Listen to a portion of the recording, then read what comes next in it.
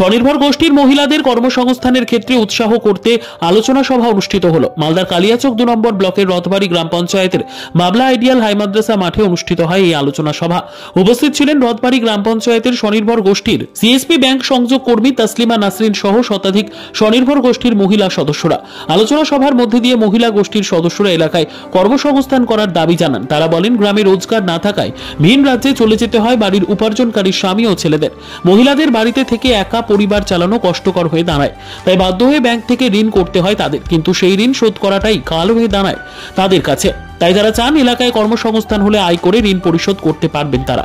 তাদের দাবি, মহিলা গোষ্ঠীর সদস্যদের প্রশিক্ষণের মধ্যে দিয়ে এলাকায় কারখানা তৈরি করে কর্মসংস্থান করা হোক। জেলা প্রশাসন ও স্থানীয় বিধায়ক তথা মন্ত্রীর কাছে এই সমস্ত বিষয়ে লিখিত আকারে আবেদন করবেন বলে জানান মহিলা স্বনির্ভর গোষ্ঠীর সদস্যরা। আমরা আজকে যে ব্যাংক থেকে লোন নিচ্ছি, লোনটা নিয়ে হয়তো বাড়িতে দিয়ে দিতে হচ্ছে স্বামীকে। ওরা তো হয়তো যে কোনো কাজে হয়তো লাগিয়ে দিচ্ছে, তারপর হয়তো মানে কাজে লাগার পরে ওটা তো আর মানে সরাসরি দিতে পারছে না সঙ্গে সঙ্গে।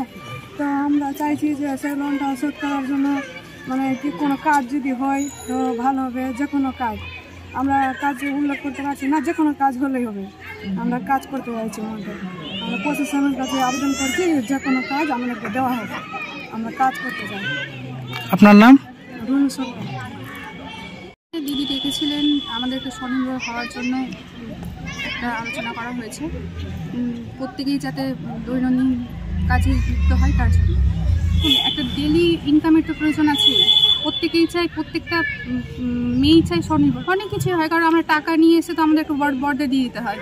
আমরা যে নিজে থেকে কোনো কিছু করবো, আমরা তো সেটা করতে পারি না। আমরা কোনো কাজে লিপ্ত হতে চাইছি যাতে আমাদের ডেলি একটা আর্ন আছে।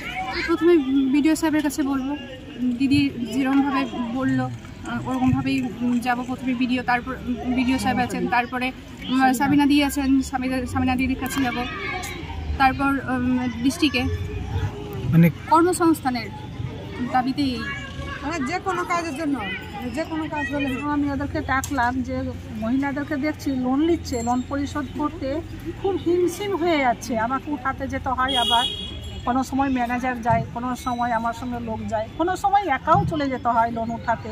খুব কষ্ট হয়। দেখি কারো বাড়ি গিয়ে দেখছি কার বউ অসুস্থ, কার স্বামী অসুস্থ, কার ছেলের পা ভেঙেছে, কার মেয়ের হাত ভেঙেছে, কে হসপিটালে ভর্তি আছে। দিদি এই অবস্থা কেমন করে টাকা দিব? ওখান থেকে দেখে এসে বুঝিয়ে টুঝিয়ে চলে আসি। ম্যানেজারের কাছে বকুনি খেতে হয়, টাকা দিচ্ছে না। আপনি দলগুলোকে বললেন ভালো দল, লোনটা দেন, কিন্তু কই টাকা উঠে নিয়ে আসতে পারছেন। সময় নিয়েও আসি, কিন্তু মহিলাদের বাড়ি বাড়ি গিয়ে আমি শুনতে পাই, দিদি আমাদের কিছু রোজগারের ব্যবস্থা করে দেন, কেন কি আমরা রোজগার খাটবো। ছেড়ে পুরুষরা তো আর পারে না একা খেটে সংসার চালানো, আবার লোন পরিশোধ করা খুব কঠিন হয়ে দাঁড়াচ্ছে।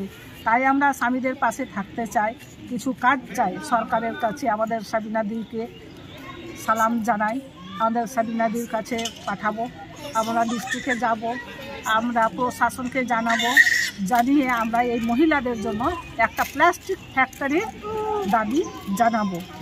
দেখি আমাদের মহিলাদের জন্য উন্নয়নের জন্য ব্যবস্থা কিছু করা যায় কি না, বলেই আমরা সব জায়গাতেই যাব, সব দপ্তরেই যাব। এই জন্য আমি মহিলাদের সঙ্গে আজকে একটা ছোট্ট সাধারণ সভা করলাম। Bureau report, news for Bengal. This channel does not promote or encourage any illegal activities. All contents provided by this channel is meant for educational purpose only.